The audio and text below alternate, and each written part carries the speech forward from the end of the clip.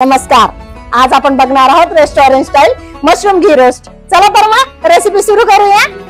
हे चंद्र हा कशाला कशाला हे तारे, तुझ्यासाठी राणी सारी गॅलेक्सी मी आणीन।